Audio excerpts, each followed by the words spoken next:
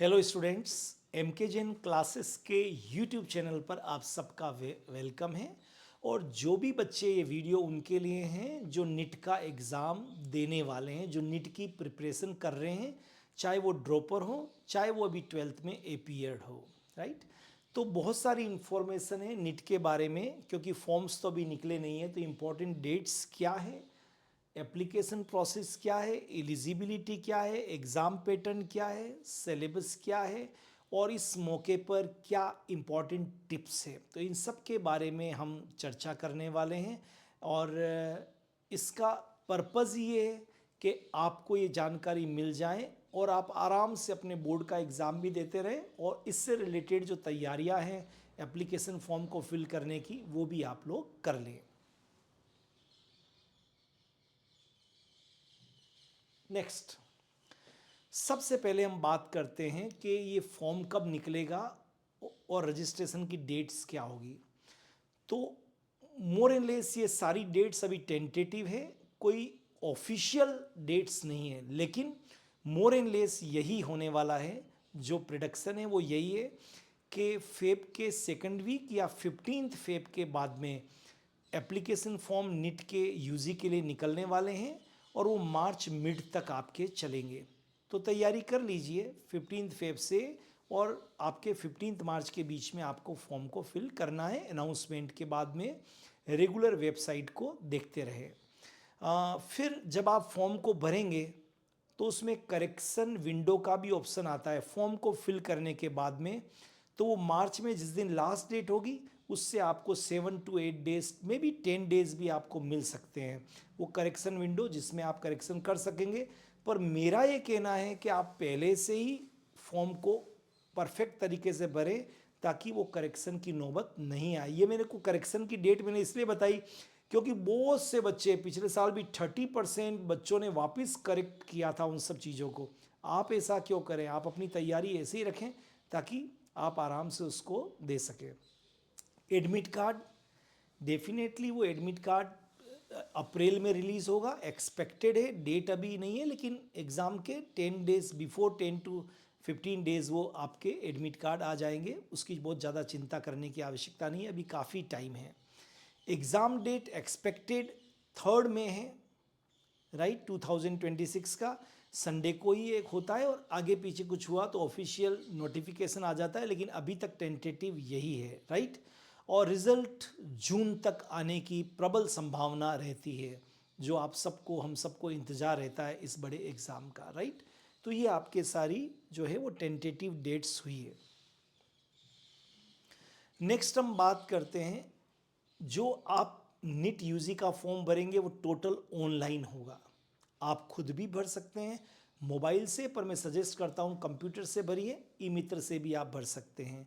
और official website NIT.NTA.NIC.in, ये इसकी ऑफिशियल वेबसाइट है, बराबर आप उसको देखते रहिए। अब कुछ तैयारी आपको ज़रूर करनी है, पर्सनल डिटेल्स एंड सबसे इम्पॉर्टेंट है उसमें आधार कार्ड। पूरी तरह से आधार कार्ड में जो करेक्शन करवाने हैं आज ही करवा दीजिए। यह वहीं सबसे बड़ी गलती होती है, उस पर जो आपका मोबाइल नंबर अटैच होना चाहिए, ये सारी चीज़ें आपको अप टू डेट होनी चाहिए। जो आपकी मार्कशीट के अंदर, 10th के मार्कशीट के अंदर जो चीज़ें हैं वैसा ही आपके आधार कार्ड में होना चाहिए। क्लियर, ये बहुत से बच्चों के मिस्टेक होती है, और फिर वो इसीलिए वो करेक्शन विंडो तक फिर परेशानी आती है, आप प्रेशर में आते हैं। एजुकेशनल क्वालिफिकेशन के आपके सर्टिफिकेट, 10th की मार्कशीट, ये सब आपके पास में अप टू डेट होना चाहिए। आप ड्रॉपर है तो 12th की मार्कशीट, राइट।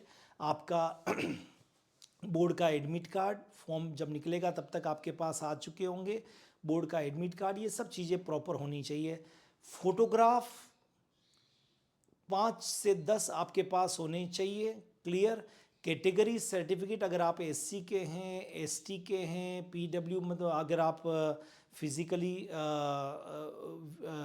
हैंडीकैप्ड हैं, इन सब के सर्टिफिकेट आपके पास होने चाहिए। चाहे आप माइनॉरिटी के हैं, चाहे आप ओबीसी के हैं, सारे कास्ट सर्टिफिकेट आपके पास होने चाहिए। Address, email ID, mobile number, clear, ये सारी चीज़ें आपकी ऑनलाइन प्लेटफॉर्म जिससे आप पेमेंट करेंगे ऑनलाइन, ये सब आपके पास में होना चाहिए। तो ये बेसिक तैयारी है। कुछ तैयारी बोर्ड का एग्ज़ाम चल रहा है तो आपके पेरेंट्स और आपके एल्डर ब्रदर सिस्टर कर सकते हैं, कुछ आपको करके रखनी है, राइट। नेक्स्ट, बहुत इंपॉर्टेंट इंस्ट्रक्शन से सारे के सारे।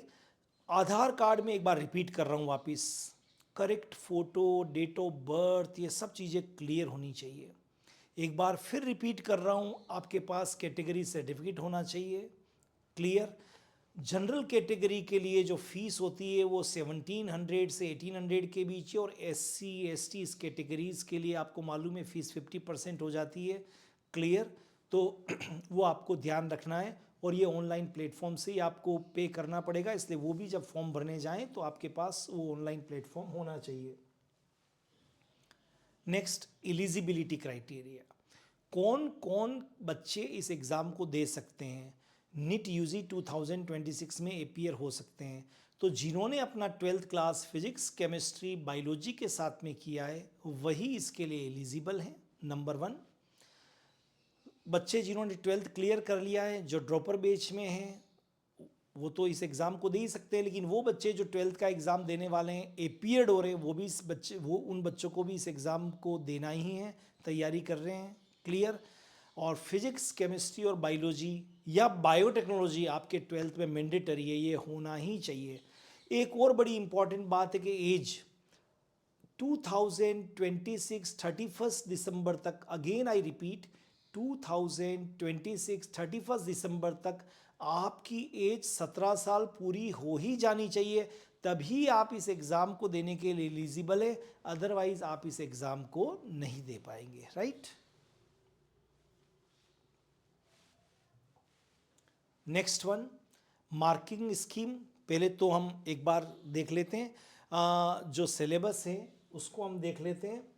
जो आपका ये जो एग्ज़ाम होगा, ये कोविड के बाद जो हो रहा था सिमिलर पैटर्न पे ही होने वाला है, क्लियर। जो आपका प्री कोविड जो होते थे, कोविड में कुछ चेंजेस हुए थे, लेकिन प्री कोविड जो एग्ज़ाम होते थे उसी पैटर्न पे होने वाला है, मतलब कोविड से पहले वाले पैटर्न पे ही होने वाला है।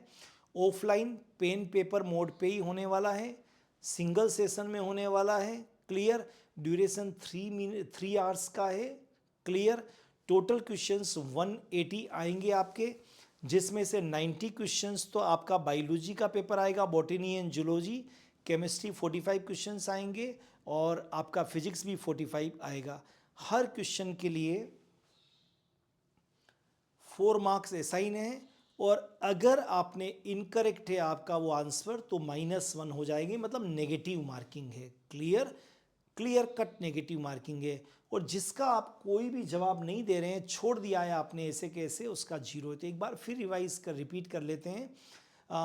टोटल जो है आपका 3 आवर्स का टाइम मिलेगा, 180 क्वेश्चंस होंगे, 90 क्वेश्चंस बायोलॉजी जिसमें बॉटनी एंड जूलॉजी दोनों होगा, 45 केमिस्ट्री, 45 फिजिक्स, क्लियर।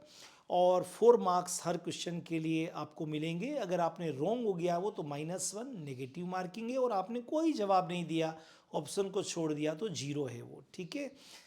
सिलेबस आपका NCERT का 11th और 12th का पूरा सिलेबस यहाँ पर आता है, तो अपनी NCERT बोर्ड की बुक्स को देख लीजिए, 11th एंड 12th की पूरा सिलेबस उसी के अकॉर्डिंग आने वाला है। नेक्स्ट देखते हैं, कुछ टिप्स मैं आपको देना चाहता हूँ नीट यूजी 2026 के लिए। NCERT बुक्स बेस्ट बुक्स है, उसको बहुत अच्छी तरह से देखिए। आप अगर ट्यूशन्स जा रहे हैं, आपके पास स्टडी मटेरियल है, उनको ज़रूर देखिए, क्लियर, क्योंकि थोड़ा तो एक्स्ट्रा आता ही है। नेक्स्ट, PYQ ज़रूर करिए, प्रीवियस ईयर क्वेश्चन ज़रूर करिए, और मॉक टेस्ट दीजिए, क्लियर। आपके वीक टेस्ट को आपके जो भी टेस्ट वीक रहा तो आप उसमें से निकालिए कि इसमें से मैं किस टॉपिक के अंदर वीक रहा, उस टॉपिक को बार बार रिवाइज करिए, टाइम मैनेजमेंट करिए, ये बड़ी इंपॉर्टेंट टिप्स है। और अभी जो बच्चे 12th का एग्ज़ाम दे रहे हैं, अभी तो पूरी तरह से फोकस्ड होकर उनको 12th के पेपर को देना है, क्योंकि अब उनके पास में 12th के लिए केवल 20 डेज़ ही बचे हुए हैं। लेकिन वो जो आप 12th का दे रहे हैं वो भी तो यहाँ आने वाला है, क्लियर। तो एटलीस्ट इस आप बोर्ड का एग्ज़ाम तो कर रहे हैं, अच्छी बात है, पर आपका ड्रीम नीट है, तो आप एटलीस्ट अपने टाइम मैनेजमेंट को इस तरह से करिए कि डेली 3 to 4 आवर्स आपको इस कॉम्पिटिटिव एग्ज़ाम नीट की तैयारी को देना चाहिए, एकदम छोड़ ना दें, क्योंकि ये रेगुलरिटी रहेगी तो आपको आगे सक्सेस ज़्यादा अच्छी तरह से मिलेगी। क्लियर? तो एक बार चेकलिस्ट वापस देख लेते हैं, क्योंकि अभी तो फॉर्म भरने वाला ही आने वाला। आधार कार्ड अपडेटेड, बार बार कह रहा हूँ updated, class 10th and class 12th का सर्टिफिकेट, 12th आप बैठ रहे हैं तो पीरियड वाला जो आपके एडमिट कार्ड है वो, category certificate very important. Clear? NTA की वेबसाइट जो है नीट रेगुलर वाली nta.nic.in को बराबर देखते रहिए और अपने फोटोग्राफ जरूर अपने पास में आप रखिए। क्लियर? तो all the best wishes NEET UG 2026 के लिए सारे स्टूडेंट्स को। और मैं हमेशा फिजिक्स के उन 2 लॉ पर, जो कैसे भी मान लीजिए थेरिटिकल नहीं पढ़ें आप, तो आप उसको सोच के देखिए। एक तो है लॉ ऑफ अट्रैक्शन, आप नीट यूजी को क्रैक करना चाहते हैं, डॉक्टर बनना आपके जीवन का सपना था, तो लॉ ऑफ अट्रैक्शन कहता है कि इतनी शिद्दत से उसको आप सोचिए तो आप इस एग्ज़ाम को बहुत अच्छी तरह से क्रैक कर पाएंगे। और उस ईमानदारी से तब क्रैक कर पाएंगे जब आप ईमानदारी से मेहनत भी करेंगे पूरी लगन के साथ में। यही तो लॉ ऑफ अट्रैक्शन है। पहले आपने सोचा कि मुझे नीट को क्रैक करना है और फिर उसके लिए आप काम कर रहे हैं, बट विदाउट एनी प्रेशर। दूसरा है लॉ ऑफ विजुअलाइजेशन, जो चाहे नीट हो, जी हो, IAS हो, IPS हो, कोई भी एग्ज़ाम हो, ये बहुत इंपॉर्टेंट है। आप विजुअलाइज करिए पॉजिटिव तरीके से कि मुझे डॉक्टर बनना है, मैं इस नीट के एग्ज़ाम को क्रैक कर रहा हूँ, और अपने दिन की शुरुआत और रात को सोते समय इन्हीं पॉजिटिव विचार के साथ में कि मैं डॉक्टर बनने वाला हूँ, मुझे इस एग्ज़ाम को क्रैक करना है, और पॉजिटिव तरीके से सोचिए। यही लॉ ऑफ विजुअलाइजेशन है, बहुत काम करेगा अगर आप लॉ ऑफ अट्रैक्शन और लॉ ऑफ विजुअलाइजेशन और इसके साथ ईमानदार मेहनत अगर आप करेंगे तो ये सब मिलके डेफिनेटली आप इस एग्ज़ाम को बहुत अच्छी तरह से क्रैक कर पाएंगे। तो आप सबको आपके बोर्ड एग्ज़ाम के लिए बहुत बहुत शुभकामनाएं। और नीट यूजी का फॉर्म निकलने वाला है, उसको जो भर रहा है उसकी सारी मैंने चीज़ें बता दी है, आप तैयारी करके रखिए और नीट यूजी के लिए भी आपको सक्सेस मिले, इसके लिए आपको बहुत बहुत शुभकामनाएं। All the best, have a great time.